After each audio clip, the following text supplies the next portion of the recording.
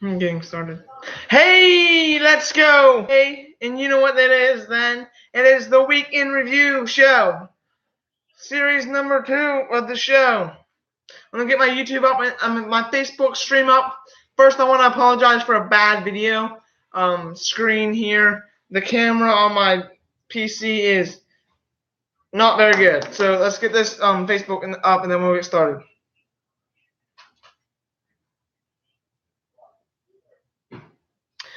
Now we are live on both sides.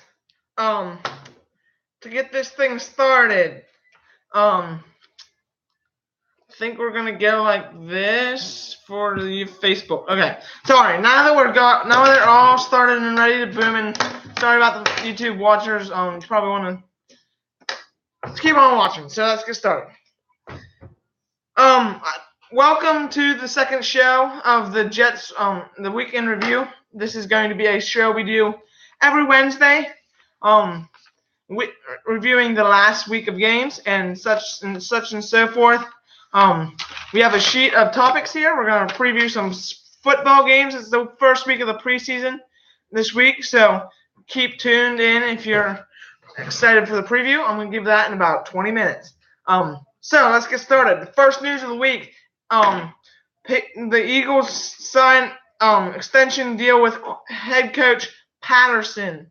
Doug Patterson, however you pronounce his name. He, after winning the Super Bowl, gets an extension. Makes sense. So he gets that thing started with an extension to start his year. I think it's a 4 more years for an extension for him. So he, with this deal, it's not a jump out at you kind of move. I mean, you want to keep your guy that won the Super Bowl. Duh. You want to keep a chance. You want to go 2 for 2. That's just the way you do it. And so it's smart. I like it. Okay, next, the big trade of the week. Buffalo Bills trade 2020 draft pick, 7th round draft pick, for Corey Coleman. This is, and I quote, from general manager of the Buffalo Bills. This is a no risk, kind of low risk situation where you sign your dude, that you trade the dude that, I mean, theoretically you could use that 7th round pick, but he could end up maybe being a star, but you never know. So it's not a crazy pick, especially when the Browns are giving you 1st round picks from 2 years ago. I believe it's 2016 draft. He's not a great player, but for the Bills, but he can fit. He can be another guy that works his way into a starting job with Buffalo, and I like that situation with Josh Allen and company there with the new Corey Coleman. So the Browns, I think, were the losers of this trade. I don't see why you trade away him, but that's just sort of how the Browns roll. So the Patriots have cut Malcolm Mitchell, the wide receiver / kick returner. I believe he returned a few kicks in his Patriots tenure. He wasn't an all-star wide receiver, but he wasn't a bad wide receiver. He was one of those guys that would catch some balls from Tom Brady here and there, and it didn't hurt him. It didn't hurt the Patriots, but I guess they wanted to get rid of him and move on to another potentially better player.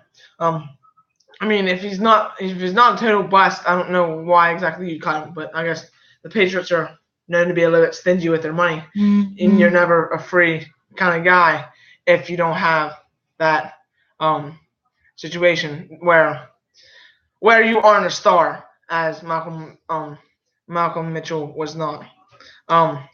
Luck, the news, the Andrew Luck of the Colts will make his preseason debut opener.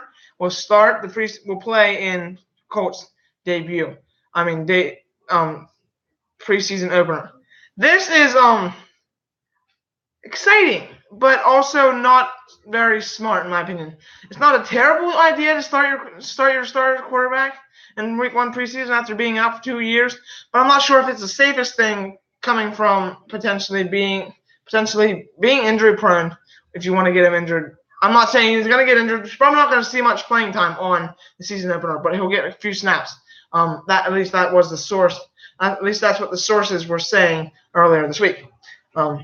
Ryan Shazier, the former star linebacker and future star linebacker,